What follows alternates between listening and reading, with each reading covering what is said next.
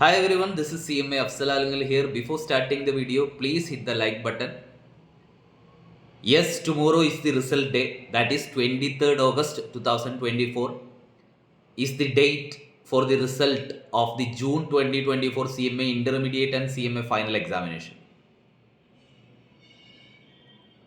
എല്ലാ അറ്റംപ്റ്റിലും നമ്മൾ പറയാറുള്ള പോലെ തന്നെ റിസൾട്ട് പോസിറ്റീവ് ആവാം, റിസൾട്ട് നെഗറ്റീവ് ആവാം. എക്സാം കഴിയുമ്പോൾ നമുക്ക് അറിഞ്ഞിട്ടുണ്ടാവും ഏത് രീതിയിലാണ് നമ്മുടെ റിസൾട്ട് വരാൻ ചാൻസ് ഉള്ളത്. നന്നായിട്ട് പഠിച്ചൊരു സ്റ്റുഡൻ്റ് ആണെങ്കിൽ ദേ ക്യാൻ എക്സ്പെക്ട് നന്നായിട്ട് എഴുതാൻ പറ്റിയിട്ടുണ്ട്, വലിയ ബുദ്ധിമുട്ടില്ല. ഒരു പേപ്പറൊക്കെ ചിലപ്പോൾ കുറച്ച് ബുദ്ധിമുട്ടുണ്ടായിട്ടുണ്ടാവും, എന്നാലും ഓവറോൾ എക്സാം നോക്കുമ്പോൾ വലിയ കുഴപ്പമില്ല എന്നുള്ളവരുണ്ടാവാം. അതല്ല, പ്രിപ്പറേഷനിൽ മിസ്റ്റേക്കുകൾ സംഭവിച്ചിട്ട് കാര്യമായിട്ട് പല ഇഷ്യൂസ് കാരണം പ്രിപ്പയർ ചെയ്യാൻ പറ്റാത്ത കുട്ടികൾ ഉണ്ടായിട്ടുണ്ടാവാം. അവർ എക്സാം എഴുതിയിട്ടുണ്ടാവും. എക്സാം എഴുതിയ സമയത്ത് അവർക്ക് തോന്നിയിട്ടുണ്ടാവും ഒന്നുകൂടി നന്നായിട്ട് പ്രിപ്പയർ ചെയ്തിരുന്നെങ്കിൽ എനിക്ക് നന്നായിട്ട് പെർഫോം ചെയ്യാമായിരുന്നു, ഞാൻ പഠിക്കാത്തത് കൊണ്ടാണ് പ്രശ്നം സംഭവിച്ചത്. അപ്പോൾ എന്താണ് എൻ്റെ മിസ്റ്റേക്ക് എന്ന് എക്സാം എഴുതുമ്പോഴേ മനസ്സിലാക്കിയ കുട്ടികൾ ഉണ്ടാവാം. അവരുടെ റിസൾട്ടും നാളെ വരാൻ പോകുന്നുണ്ട്. പിന്നെ ജസ്റ്റ് എക്സാം അറ്റൻഡ് ചെയ്ത് നോക്കാം, എങ്ങനെയാണ് ഇൻസ്റ്റിറ്റ്യൂട്ട് എക്സാം ചോദിക്കുന്നത് എന്ന്. ഞാൻ പഠിച്ചിട്ടൊന്നുമില്ല, പ്രിപ്പയർ ചെയ്യാനേ പറ്റിയിട്ടില്ല, പക്ഷെ ജസ്റ്റ് അറ്റംപ്റ്റ് ചെയ്ത് നോക്കാം എന്ന് വിചാരിച്ച് എഴുതിയ കുട്ടികളും ഉണ്ടാവും. അപ്പോൾ അവരുടെ റിസൾട്ടും നാളെ വരും. പോസിറ്റീവ് ആവാം, റിസൾട്ട് നെഗറ്റീവ് ആവാം. ഇതൊരിക്കലും പല സ്റ്റുഡൻസും ഈ എക്സാമിൻ്റെ റിസൾട്ട് വരുന്ന സമയത്ത് മെസ്സേജ് അയച്ച് ചോദിക്കാറുണ്ട്, സാർ അറ്റംപ്റ്റുകൾ ഞങ്ങളെ ബാധിക്കുമോ, ഞങ്ങൾ അഥവാ ഇതിൽ ഫെയിലായി കഴിഞ്ഞാൽ. ഒരു 99% അറ്റംപ്റ്റ് നിങ്ങളെ ബാധിക്കാത്ത കാര്യമാണ്. ബാധിക്കും എപ്പോൾ?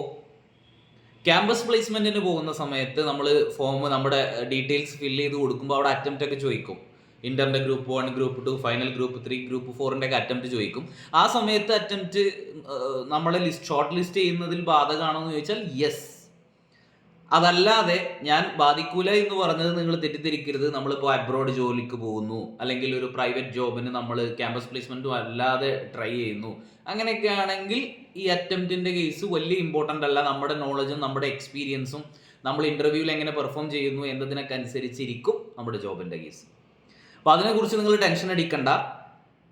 ഈ അറ്റംപ്റ്റിൽ ഞാൻ ഫെയിലാവാം ചാൻസ് ഉണ്ട്, പേടിച്ചിരിക്കുന്ന, ടെൻഷൻ അടിച്ചിരിക്കുന്ന കുട്ടികളുണ്ടാവും. അവർക്ക് വേണ്ടിയിട്ടാണ് പറയുന്നത്, നിങ്ങളിതിൽ ഫെയിലാവുകയാണെങ്കിൽ തന്നെ ഒരു ടെൻഷനും അടിക്കണ്ട. നമുക്ക് ഡിസംബർ അറ്റംപ്റ്റിലേക്ക് നന്നായിട്ട് പ്രിപ്പയർ ചെയ്താൽ ഒരിക്കലും നമ്മൾ സമയം നഷ്ടപ്പെട്ടു എന്ന് ചിന്തിക്കാതെ, കാരണം നമ്മൾ ഓൾറെഡി കഴിഞ്ഞ അറ്റംപ്റ്റ് ജൂണിന് വേണ്ടിയിട്ട് പഠിച്ചിട്ടുണ്ടായിരുന്നു. ആ പഠിച്ചതിൽ ഒരു പകുതിയിൽ കൂടുതൽ നമുക്കിപ്പോഴും ഓർമ്മ ഉണ്ടാവും. മുഴുവനായിട്ട് എന്തായാലും നമ്മൾ മറന്നു പോയിട്ടുണ്ടാവില്ല. അപ്പോൾ അതിലേക്ക് കുറച്ചുകൂടി ഇൻപുട്ട്, നമുക്ക് എവിടെയാണ് മിസ്റ്റേക്ക് വന്നത്, ഏത് സബ്ജക്റ്റിനാണ് മാർക്ക് കുറഞ്ഞത്, പ്രതീക്ഷിച്ച മാർക്ക് കിട്ടാത്തത് ഏതൊക്കെയാണ്, നമുക്ക് ഈ റിസൾട്ടിലൂടെ അറിയാൻ പറ്റും. അപ്പോൾ നമ്മൾ അതിന് നന്നായിട്ട് പ്രിപ്പയർ ചെയ്തിട്ട് ഡിസംബറിൽ ആ പ്രശ്നങ്ങൾ തീർത്താൽ നമ്മൾ പാസ്സാവും. അത്രേ ഇതിന് ചിന്തിക്കേണ്ടതുള്ളൂ. കൂടുതലായിട്ട് എന്ത് ചെയ്ത് ഇത് തോറ്റു കഴിഞ്ഞാൽ ഇവിടെ അവസാനിച്ചു, എൻ്റെ കരിയർ ഭയങ്കരമായിട്ട് ബാധിച്ചു എന്നൊന്നും ചിന്തിക്കാതെ, നമ്മുടെ കോഴ്സിൻ്റെ പ്രത്യേകത ഏതാണ്? പ്രൊഫഷണൽ കോഴ്സുകൾ, CS, CMA, CS കോഴ്സുകളുടെ പ്രത്യേകത, മെജോറിറ്റി ആളുകളും ഫസ്റ്റ് അറ്റംപ്റ്റിൽ എല്ലാം ക്ലിയർ ചെയ്ത് പോയവരായിക്കൊള്ളണമെന്നില്ല.